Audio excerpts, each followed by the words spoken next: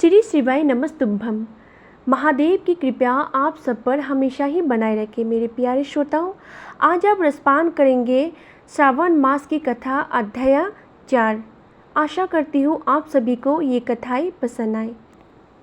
ईश्वर बोले, हे संत कुमार, मैं अब धारण पारण व्रत का वर्णन करूँगा।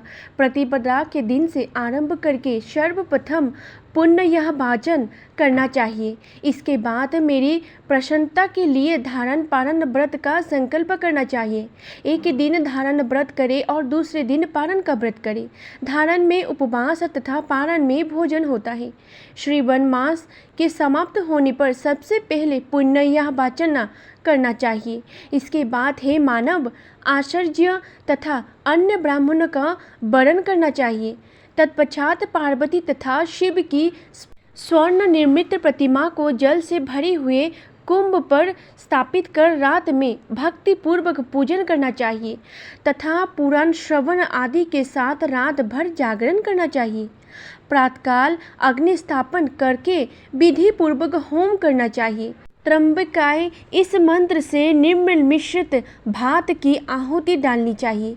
इसी प्रकार शिव गायत्री मंत्र से घृत मिश्रित भात की आहुति डालें और पुनः षोडशाक्षर मंत्र से खीर की आहुति प्रदान करें।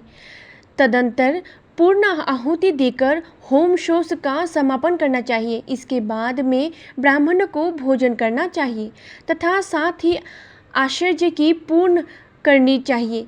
हे महाभाग, इस प्रकार से उद्यापन संपूर्ण करके मनुष्य ब्रह्म हत्या आदि पातकों से मुक्त हो जाता है।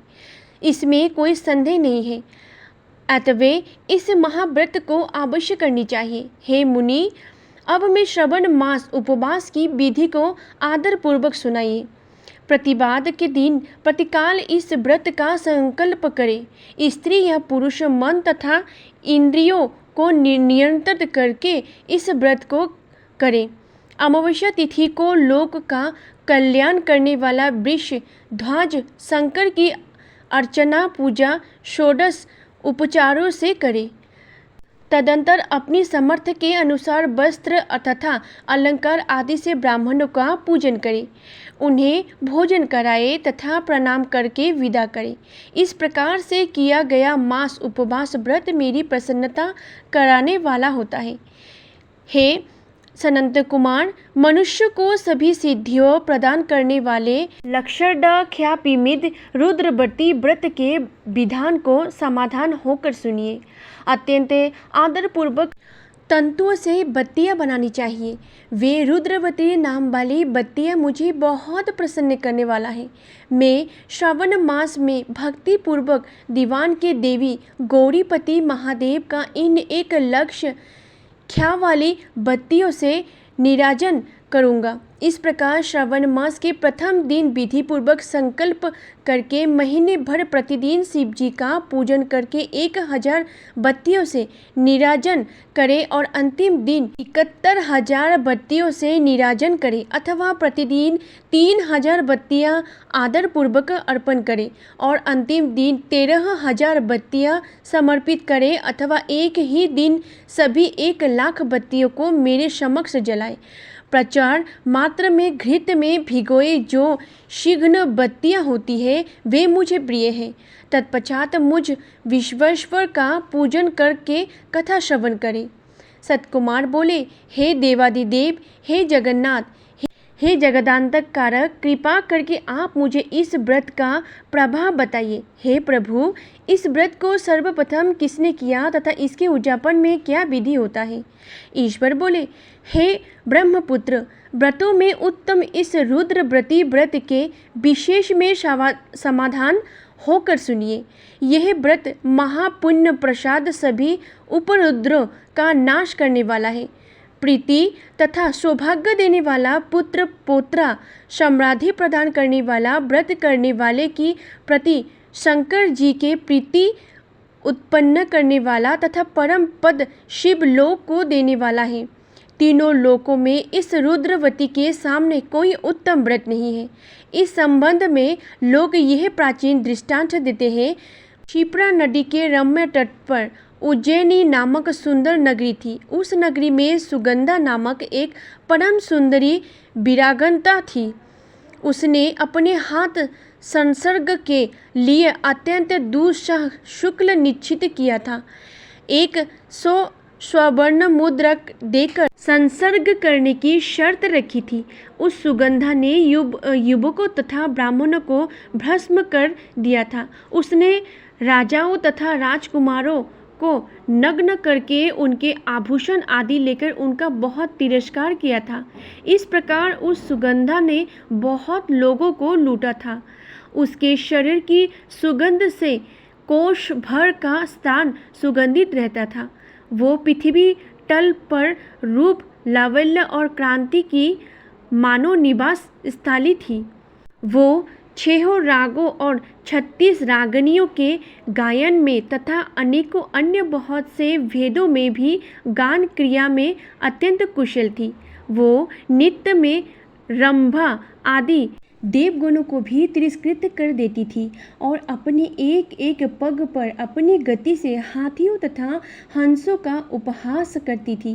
किसी दिन वो सुगंधा कटाक्षों तथा भोह चालन के द्वारा काम बाणों को छोड़ती हुई क्रिया करने की विचार से क्षिप्रा नदी के तट पर गई। उसने ऋषियों के द्वारा सेवित मनोरम नदी को देखा। वहाँ कई विप्र ध्यान में लगे हुए थे तथा कोई जप में लीन थे, कई शिवार्चन में रत थे तथा कोई विष्णु के पूजन में तल्लीन थे। हे महामुनियों, उसने उन ऋषियों के बीच विराजमान मुनि वशिष्ठ जी को देखा। उनके दर्शन के प्रभाव से उसकी बुद्धि धर्म में प्रवृत्त हो गई। जीवन तथा विशेष रूप से विषयों से उसकी विरक्ति हो गई थी। वो अपना सिर झुकाकर बार बार मुनि को प्रणाम करके अपने पांव की निवृत्ति के लिए मुनि श्रेष्ठ वशिष्ठ जी से कहने लगी।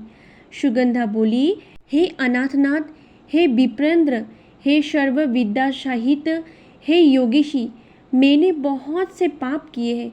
अंत, हे प्रभु, उन समस्त पापों का नाश करने के लिए मुझे उपाय बताइए। तब ईश्वर बोले, हे सनत कुमार, उस सुगंधा के इस प्रकार कहने पर वे दीन बस्तल मुनि वशिष्ठ अपने ज्ञान दृष्टि से उसके कर्मों को जानकर आदरपूर्वक कहने लगे। वशिष्ठ जी बोले, तुम सावधान होकर सुनो। जिस पुण्य से तुम्हारा पाप का पूर्ण रूप से नाश हो जाएगा, वो सब मैं तुमसे अब कह रहा हूँ। हे भद्र, तीनों लोकों में विख्यात वाराणसी में जाओ। वहाँ जाकर तीनों लोकों में दुर्लभ महान पुण्य देने वाले तथा शिव के लिए अत्यंत प्रीतिकर रुद्रवती नामक व्रत को उस क्षेत्र में करो। हे भद्रा, इस व्रत को करके तुम परम गति प्राप्त करोगी। तब ईश्वर बोले। तब उसने अपना धन लेकर सेवक तथा मित्र सहित काशी में जाकर वशिष्ठ के द्वारा बताए गए विधान के अनुसार व्रत किया। इस प्रकार उस व्रत के प्रभाव से वो सशरीर उस शिवलिंग में विलीन हो गए। हे संत कुमार, इस प्रकार जो स्त्री इस परम दुर्लभ व्रत को करती है, वो जिस जिस अभीष्ट पदार्थ की इच्छा करती है उसे निसंदेह प्राप्त करती है। हे सुवर्णा, अब आप मणिक्यवर्तियों का महात्मा सुनिए। हे विपेंद्र, उन मणिक्यवर्तियों का व्रत से स्त्री मेरी अर्थ आसन की अधिकारिणी हो जाती है और महाप्रलय पर्यंत वो मेरे लिए प्रिय रहती है। अब मैं इस व्रत की संपूर्णता के लिए उद्यापन का विधान बताऊंगी। चांदी की बाटी हुई नंदीश्वर की मूर्ति पर आसीन सुवर्णमय भगवान शिव की पार्वती सहित प्रतिमा को कलश पर स्थापित करना चाहिए और विधि के साथ पूजन करके रात्रि में जागरण करना चाहिए। इसके बाद प्रातःकाल नदी में निर्मल जल विधि पूर्वक स्नान करके 11 ब्राह्मणों सहित आश्चर्य का वर्णन करना चाहिए। तत्पश्चात रुद्र सूक्त से अथवा गायत्री से अथवा मूल मंत्र से घृत खीर तथा बिल्व पत्र का होम करना चाहिए। इसके बाद पूर्ण आहुति होम करके आश्चर्य आदि की विधिवत पूजा करनी चाहिए तथा सप्तनिक 11 उत्तम विप्रों को भोजन कराना चाहिए।